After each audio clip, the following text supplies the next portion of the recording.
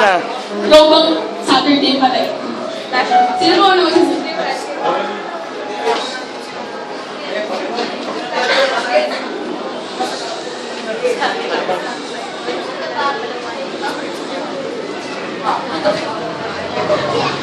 Ayan. Kasama po sa inyo lahat.